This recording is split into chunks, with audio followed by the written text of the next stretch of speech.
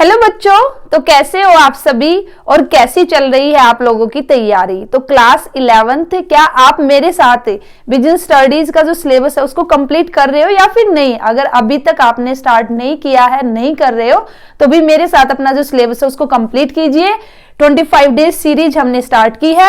25 days के अंदर मैं आप लोगों का बिजनेस स्टडीज का जो सिलेबस है उसको कंप्लीट कराऊंगी, और जिसके अंदर हम एक चैप्टर कंप्लीट कर चुके हैं और सेकंड चैप्टर हमारा चला हुआ है। और आज की इस वीडियो के साथ ही आप लोगों का जो सेकंड चैप्टर है वो भी कंप्लीट हो जाएगा। तो आप जो प्रीवियस वीडियोज है उनको जरूर देखिए, ठीक है। तो चलिए फिर स्टार्ट करते हैं। तो हमारा सेकंड चैप्टर है बिजनेस स्टडीज का forms of business organisation. Class 11th की अगर मैं बात करती हूँ तो फॉर्म्स ऑफ बिजनेस ऑर्गेनाइजेशन हमने की, डिफरेंट फॉर्म्स ऑफ ऑर्गेनाइजेशन हमने की है, जैसे सोल प्रोप्राइटरशिप है, पार्टनरशिप है, HUF है, कोऑपरेटिव सोसाइटी है। ये चारों की चारी फॉर्म्स मैं आपको करा चुकी हूँ। और आज हम करेंगे कंपनी, ज्वाइंट स्टॉक कंपनी। तो कंपनी भी बेसिकली हमारा क्या है, एक फॉर्म्स ऑफ बिजनेस ऑर्गेनाइजेशन है। सोल प्रोप्राइटरशिप में हमने क्या किया था, एक अकेला पर्सन था। जब उसको लगा कि भी उसको अपना बिजनेस थोड़ा सा और एक्सपेंड करना है तो फिर वो कहां पे गया, पार्टनरशिप में गया। तो पार्टनरशिप में हमने क्या किया, जब दो या दो से ज्यादा पर्सन मिलकर कोई भी बिजनेस स्टार्ट करते हैं तो उसको हमने क्या कहा, partnership. Joint in the family basically क्या है, एक फैमिली बिजनेस है, ठीक है। जो एंसेस्ट्रल प्रॉपर्टी है, पुश्तैनी जो जायदाद है उसके लेकर कुछ पर्सन जो फैमिली मेंबर है वे अपना बिजनेस करते हैं और ये पीढ़ी दर पीढ़ी ये बिजनेस आपका चलता रहेगा। उसके बाद हमने की कोऑपरेटिव सोसाइटी की बात। तो कोऑपरेटिव सोसाइटी में भी कुछ मेंबर ने मिलकर बिजनेस स्टार्ट किया, या हम बोल सकते हैं जो कोऑपरेटिव सोसाइटी है वे बेसिकली अपनी म्यूचुअल हेल्प के लिए जो कोऑपरेटिव सोसाइटी है उसका फॉर्मेशन करते हैं। अब हमें क्या करना है भी, एक्चुअल में अगर हम कहे तो जो कंपनी है, जब हमें एक बहुत ही बड़े स्केल पर, लार्ज स्केल पर, ठीक है, हमारा जो बिजनेस है उसको काफी हमें एक्सपेंड करना, मोर रिसोर्सेज की हमें रिक्वायरमेंट है, तो तब हम कौन सी फॉर्म्स ऑफ बिजनेस ऑर्गेनाइजेशन को चूज करते हैं, कंपनी फॉर्म को। तो कंपनी बेसिकली है क्या, तो देखिए यहाँ पे पहले हमने कंपनी का मीनिंग है उसको डिफाइन किया है। तो हमारा कंपनी एक्ट है, आप सभी ने सुना होगा, कंपनीज एक्ट है 2013। तो जो एक्ट है, एक्ट के अंदर जो डेफिनेशन आपकी कंपनी की गिवन है वो क्या गिवन है कि भाई a company means a company incorporated under this act और any other previous company law. तो कंपनी एक्ट बोलता है, कंपनी एक्ट के अंदर आपका सेक्शन गिवन है सेक्शन 2 और उसका सब सेक्शन है 20।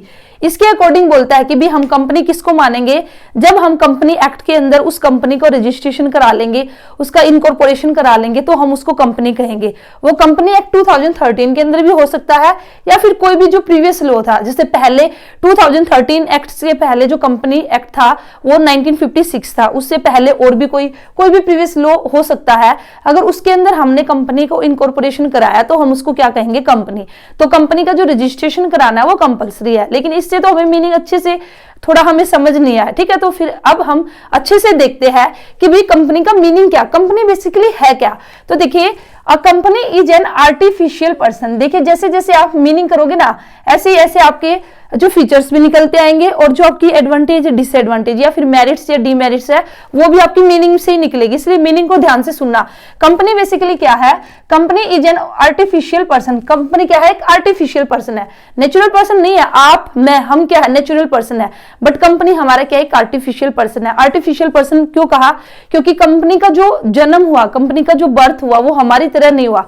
जो कंपनी का बर्थ हुआ वो कैसे हुआ है, जो लॉ है, लॉ ने उसको क्रिएट किया है, और कल को अगर हमें कंपनी को बंद करना पड़े तो लॉ के द्वारा ही कंपनी है जो उसको बंद किया जाएगा। इसलिए हम बोलते हैं कंपनी क्या है, एक आर्टिफिशियल पर्सन है, having a separate legal entity, ठीक है, और इसकी अपनी एक सेपरेट आइडेंटिटी है, ठीक है। ये अपना जो ओनर है उससे क्या है, सेपरेट है, ये एक अपनी आइडेंटिटी रखती है। कैसे, जैसे अगर मैं बात करती हूं जियो, ठीक है, रिलायंस की अगर मैं बात करती हूं तो मुकेश अंबानी है, ठीक है, और रिलायंस है। तो रिलायंस क्या है, कंपनी है, और रिलायंस की अपनी क्या है, मुकेश अंबानी से अपनी एक सेपरेट एंटिटी है।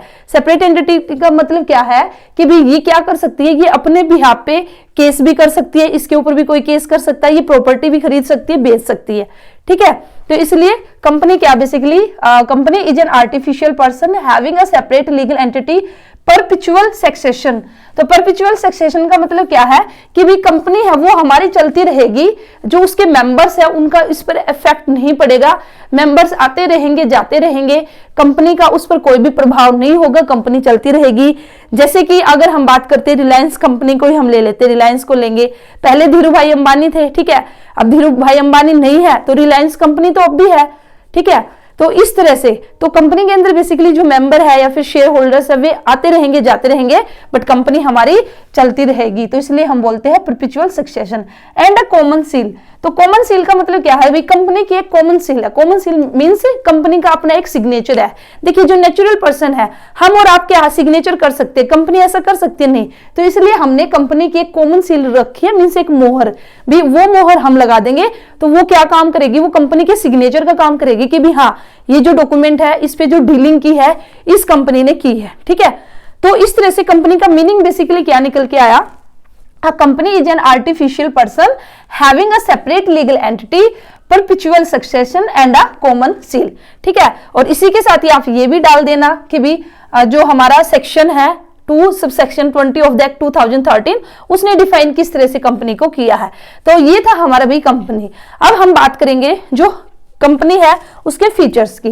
तो अगर आपने मीनिंग को अच्छे से किया तो फीचर्स इसी में निकल के आए हैं। फीचर्स हमारे के आर्टिफिशियल पर्सन, अभी अभी मैंने आपको बताया कि भी ये हमारी तरह चल फिर नहीं सकती, सांस नहीं ले सकती, ठीक है, इसलिए हमारा बेसिकली क्या है, एक आर्टिफिशियल पर्सन है। इसको लॉ ने क्रिएट किया है और लॉ इसको लिक्विडेट करेगा, मींस इसका एंड करेगा।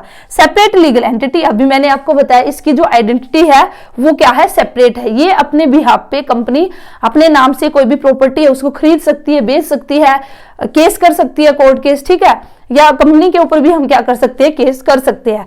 फॉर्मेशन की अगर बात करें तो जो कंपनी की जो फॉर्मेशन है वो काफी टाइम कंज्यूमिंग और एक्सपेंसिव रहेगी। यहाँ पे काफी डॉक्यूमेंटेशन जो प्रोसेस है, ठीक है, तो काफी ज्यादा प्रोसेस यहाँ पे हमें फॉलो करनी पड़ती है, तब जाके कंपनी है उसका फॉर्मेशन होगा। नेक्स्ट आपका परपेचुअल सक्सेशन, अभी मैंने आपको बताया कि भी जो मेंबर्स है उन वे आएंगे जाएंगे, कंपनी पर उसका कोई भी फर्क नहीं पड़ता, कंपनी हमेशा चलती रहेगी, ठीक है। उसके बाद कंट्रोल की अगर मैं बात करती हूं तो भी वैसे तो देखिए जो कंपनी में जो पैसा लगाते हैं, जो कैपिटल लगाएंगे उसको हम क्या बोलते हैं, शेयर होल्डर्स बोलते हैं। तो कंपनी के अंदर जो कैपिटल है वो शेयर्स की फॉर्म में आएगी, शेयर्स के थ्रू आएगी, शेयर होल्डर्स, और जो शेयर होल्डर्स है वही क्या होते हैं, असली ओनर होते हैं, ठीक है। Real owner of a company हमारे कौन होंगे, शेयर होल्डर्स। लेकिन अब जो शेयर होल्डर्स है वे ऑल ओवर द वर्ल्ड या फिर पूरे देश के अंदर हमारे फैले हुए हैं। अब भाई दूर दूर से तो जो शेयर होल्डर्स है वो कंपनी को देखने नहीं आ सकते, उसको कंट्रोल करने नहीं आ सकते, तो इसलिए जो कंपनी है, कंपनी को कौन कंट्रोल करता है, जो बोर्ड ऑफ डायरेक्टर है, ठीक है, जो बोर्ड ऑफ डायरेक्टर है वे बेसिकली क्या करेंगे, जो कंपनी है उसको क्या करेंगे, कंट्रोल करेंगे। उसके बाद लायबिलिटी, तो ये एक अच्छा फीचर्स है कंपनी के अंदर कि कंपनी के अंदर जो लायबिलिटी है वो आपकी लिमिटेड रहेगी। जितना आपने शेयर परचेज किया है उस शेयर तक ही आपकी लायबिलिटी रहेगी। अगर आपने फॉर एग्जांपल अगर आपने क्या किया, 100 शेयर आपने खरीदे हैं एक कंपनी के और एक शेयर 10 रुपए का है, तो अब आपकी लायबिलिटी है बस 1000 रुपए तक, ठीक है। कंपनी आपसे सिर्फ 1000 रुपीज ही मंगा सकती है, इससे ज्यादा कंपनी आपसे नहीं मंगाएगी, चाहे कंपनी को लॉस हो चाहे कुछ भी हो। तो यहाँ पे बेसिकली कंपनी के अंदर जो लायबिलिटी है वो क्या रहेगी, लिमिटेड। रिस्क बियरिंग की अगर मैं बात करती हूँ तो भी जितने भी शेयर होल्डर्स है सभी मिलकर क्या करेंगे, जो भी रिस्क होगा उसको बियर करेंगे। तो ये हमारे क्या हुए, फीचर। अब फीचर्स में से हम कहीं ना कहीं क्या निकाल देंगे, मेरिट्स।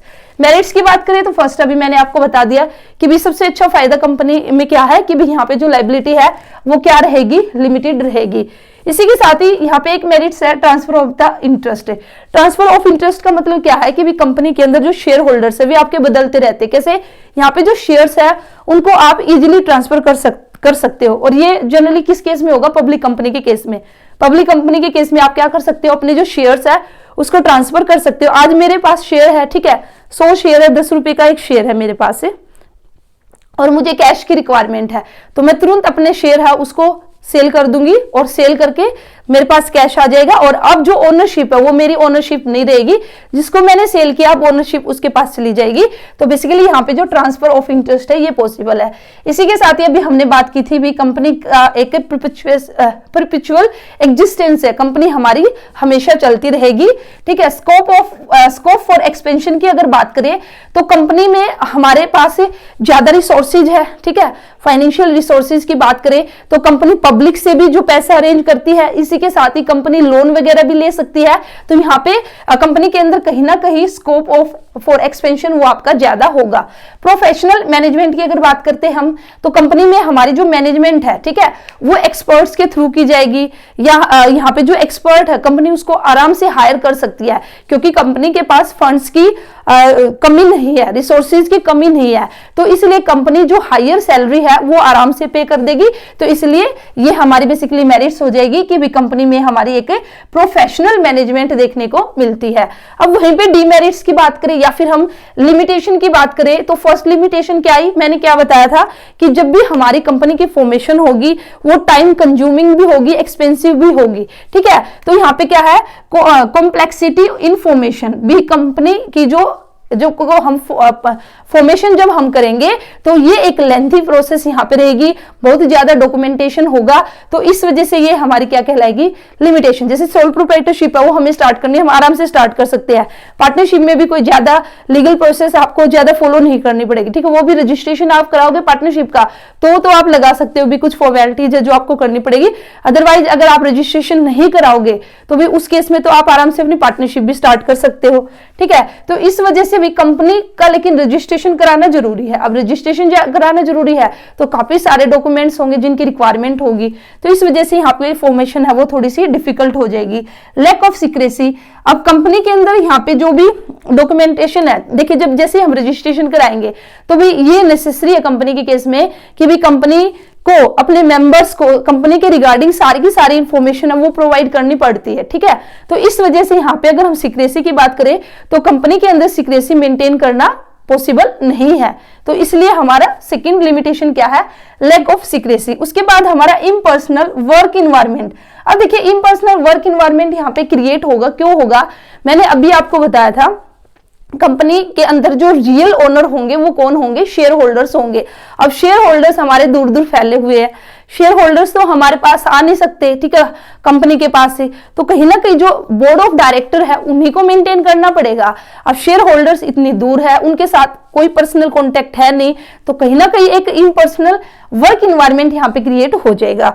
उसके बाद आपका न्यूमरस रेगुलेशन, जो ये आप इससे कनेक्ट कर सकते हैं। जैसे मैंने आपको बताया ना, फॉर्मेशन करने में एक्सपेंसिव है, ठीक है, और टाइम कंज्यूमिंग है। कहीं ना कहीं क्यों है ये सब, क्योंकि बहुत सारी रेगुलेशन है जिसको कि फॉलो करना पड़ता है, तब जाके कंपनी है उसकी फॉर्मेशन होगी। या अदर जैसे कंपनी एक्ट है, कंपनी एक्ट 2013 है, उसके जो रूल्स रेगुलेशन है वो भी क्या है, जो कंपनीज है उनको फॉलो करने पड़ते हैं। तो इस तरह से यहाँ पे न्यूमरेशन रेगुलेशन है जिसको फॉलो करना पड़ेगा, और ये भी किसके अंदर आ जाएगी, आपकी लिमिटेशन के अंदर। नेक्स्ट है delay in the decision making. तो इसी वजह से हमारी जो डिसीजन मेकिंग है उसमें डिले होगी, इतनी सारी रेगुलेशन है, रूल्स है, पेपर वर्क यहाँ पे होगा, ठीक है। तो उस वजह से कहीं ना कहीं डिसीजन मेकिंग है वो क्या हो जाएगी, डिले। ओलिगार्किक मैनेजमेंट, इसका मतलब बेसिकली क्या है, देखिए वैसे तो हम बोलते हैं कि भी कंपनी क्या है, एक डेमोक्रेटिक स्टेट है, ठीक है, कि डेमोक्रेसी हमारी कंपनी के अंदर है, बट ऐसा नहीं है। ऐसा क्यों नहीं है, क्योंकि कंपनी में हमने बात की कि जो रियल ओनर शेयर होल्डर्स है, अब शेयर होल्डर दूर दूर फैले हुए हैं पूरे देश में, तो अब वे तो जो कंपनी की मैनेजमेंट है उसमें पार्टिसिपेट नहीं कर सकते, ठीक है। वे कहीं ना कहीं जो कंपनी उसको कंट्रोल नहीं कर सकते, तो कंट्रोल कुछ चुनिंदा हाथों में ही रह जाएगा, और वे चुनिंदा हाथ कौन से होंगे, बोर्ड ऑफ डायरेक्टर। तो कहीं ना कहीं जो मैनेजमेंट है उसको कंट्रोल करना, कोई भी डिसीजन लेना, वो किसके हाथ में रहेगा, बोर्ड ऑफ डायरेक्टर के हाथ में, ठीक है। और कई बार बोर्ड ऑफ डायरेक्टर क्या करेंगे कि भाई वे जो शेयर होल्डर्स है उनके हित के बारे में नहीं सोचते हुए ऐसे ही कोई भी डिसीजन ले लेंगे, जिस वजह से कहीं ना कहीं जो शेयर होल्डर्स है वे सेटिस्फाइड नहीं होंगे। और कई बार इस वजह से शेयर होल्डर्स क्या करते हैं, अपने शेयर्स है वो कंपनी के जो शेयर्स उसको बेचकर वहां से निकल जाते हैं। तो इस वजह से यहाँ पे बेसिकली ओलिगार्किक मैनेजमेंट देखने को मिलती है। Conflict in the interest, conflict in interest की अगर बात करते हैं, कंपनी के साथ कितने सारे स्टेक होल्डर्स है जो कि जुड़े हुए हैं। कंज्यूमर अपना फायदा देखना चाहेंगे, एम्प्लॉयज अपना फायदा देखने चाहेंगे, ठीक है। इसी तरह से शेयर होल्डर चाहेंगे कि भाई उनका फायदा हो। तो इस तरह से यहाँ पे जो इंटरेस्ट है डिफरेंट स्टेक होल्डर का, उनके बीच में कॉन्फ्लिक्ट राइज होगा, क्योंकि सभी को साथ में लेके चलना थोड़ा सा यहाँ पे क्या है, डिफिकल्ट हो जाएगा। तो ये बेसिकली क्या हो जाएगी हमारी लिमिटेशन। अब हम बात करेंगे टाइप्स ऑफ कंपनी की। तो वैसे तो बहुत सारी टाइप्स है आपकी कंपनी की, लेकिन यहाँ पे बेसिकली हम बात करेंगे 3 तरह की company, public company, private company और OPC. OPC means 1 person company. ये आपका जो 1 पर्सन कंपनी कॉन्सेप्ट है, ये आपका अभी जो आपका 2013 एक्ट जो आया, कंपनीज एक्ट 2013 आया, वही ये 1 पर्सन कंपनी का जो कॉन्सेप्ट है उसको लेकर आया। उससे पहले 1 पर्सन कंपनी नहीं थी, उससे पहले सिर्फ पब्लिक कंपनी और प्राइवेट कंपनी थी। तो देखिए पब्लिक कंपनी और प्राइवेट कंपनी, यहाँ पे मैं डिफरेंस के थ्रू आपको बताऊंगी, मीनिंग आपको ऐसे समझ में आ जाएगा। तो बेसिकली पब्लिक कंपनी क्या है कि भी पब्लिक कंपनी में जो होती है, वहां पे जो पब्लिक है ना, पब्लिक को हम इनविटेशन भेजते हैं कि भी जो वे शेयर्स है उसको सब्सक्राइब करे, पब्लिक से हम जो पैसा उसको क्या करेंगे, अरेंज करेंगे। लेकिन प्राइवेट कंपनी में आपका ऐसा नहीं होगा, ठीक है। और इसी के साथ ही पब्लिक कंपनी में हम बेसिकली क्या कर सकते हैं, जो अपने शेयर्स है उसको ट्रांसफर कर सकते हैं, बट प्राइवेट कंपनी में ऐसा नहीं होगा। तो देखिए यहाँ पे अगर डिफरेंस हम लेके चले, उससे आपको अच्छे से क्लियर होगा कि पब्लिक कंपनी क्या है, प्राइवेट कंपनी क्या है। तो सबसे पहले अगर हम मेंबर की बात करें, तो भाई हमारी पब्लिक कंपनी की फॉर्मेशन के लिए हमें मिनिमम 7 मेंबर चाहिए, और मैक्सिमम की यहाँ पे कोई भी लिमिट नहीं है, मैक्सिमम आप कितने भी मेंबर रख सकते हो। लेकिन वहीं पे अगर आप प्राइवेट कंपनी फॉर्म करना चाहते हो तो आपको मिनिमम 2 मेंबर चाहिए, और मैक्सिमम यहाँ पे लिमिट आपकी 200, ठीक है। उसके बाद डायरेक्टर की अगर बात करें, तो पब्लिक कंपनी में आपके मिनिमम 3 डायरेक्टर्स रिक्वायर्ड है और मैक्सिमम आपके 15। प्राइवेट कंपनी में भी आपके मिनिमम 2 रहेंगे और मैक्सिमम आपके 15 ही रहेंगे। और इसी के साथ ही अगर मैं ओपीसी में भी बताना चाहूं, तो ओपीसी में आपका 1 डायरेक्टर रहेगा मिनिमम और 15 आपके रहेंगे मैक्सिमम। तो मैक्सिमम तो तीनों में ही आपके 15 रहेंगे, ठीक है।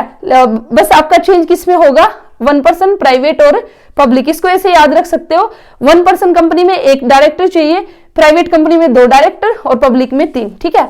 ट्रांसफर ऑफ इंटरेस्ट की अगर हम बात करते हैं, तो मैंने आपको क्या बताया, जो पब्लिक कंपनी है वो जो इंटरेस्ट है उसको ट्रांसफर, जो शेयर्स है उसको हम पब्लिक कंपनी में ट्रांसफर कर सकते हैं, but it is not possible in the case of private company. Private company में हम जो इंटरेस्ट उसको ट्रांसफर नहीं कर सकते, ठीक है। Invitation to public to subscribe, तो ये हमारा इनविटेशन पब्लिक कंपनी में हम इनवाइट करते हैं, पब्लिक को हम बोलते हैं कि भी हमने शेयर इशू किए हैं, आप सब्सक्राइब कीजिए, बट ऐसा हमारा प्राइवेट कंपनी में नहीं होगा। वहीं पे अगर हम बात करते हैं पब्लिक कंपनी के पीछे, पब्लिक कंपनी के पीछे आपको लिमिटेड वर्ड लगाना जरूरी है, और प्राइवेट कंपनी के पीछे आपका प्राइवेट लिमिटेड, ठीक है, PYT आपको जरूर लगाना है, प्राइवेट लिमिटेड। तो ये बेसिकली हमारे क्या हो जाएगा, डिफरेंस। एक बार आपकी जो बुक है उसमें से और अच्छे से रीडिंग आप ले लेना, उससे आपको और अच्छे से समझ में आएगा। अभी मैंने बात की थी 1 पर्सन कंपनी की, तो 1 पर्सन कंपनी का मतलब क्या है, 1 person company means a company with only 1 person as its member. सिर्फ 1 पर्सन, ठीक है, सिर्फ 1 पर्सन भी क्या कर सकता है, जो कंपनी है वो स्टार्ट कर सकता है। पहले बेसिकली ये जो कंसेप्ट नहीं था, तो 1 पर्सन का मतलब क्या था, वो सोल प्रोप्राइटरशिप में आ जाएगा।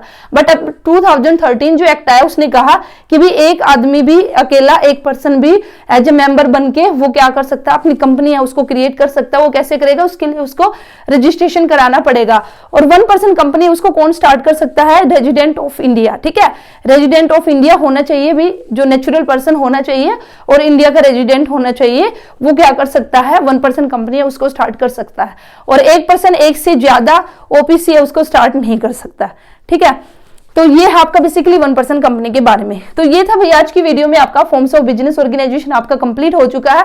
5 फॉर्म्स में आप लोगों को करा चुकी हूँ, ठीक है। और इसके बाद अब हमारा जो चैप्टर 3 है वो स्टार्ट होगा 10 फरवरी तक। 10 फरवरी तक आप लोगों का जो सिलेबस है उसको मैं कंप्लीट करा दूंगी। तो अभी तक भी आपने कुछ नहीं किया तो भी मेरे साथ आप अपनी तैयारी उसको कर सकते हो। और वीडियो अच्छी लगी है तो वीडियो को आप लाइक कीजिए, चैनल को सब्सक्राइब कर लीजिए। आपका कोई भी डाउट है तो कमेंट सेक्शन में पूछ लेना, मैं रिप्लाई करने की कोशिश करूंगी। तो मिलते हैं नेक्स्ट वीडियो में। All the best, thank you.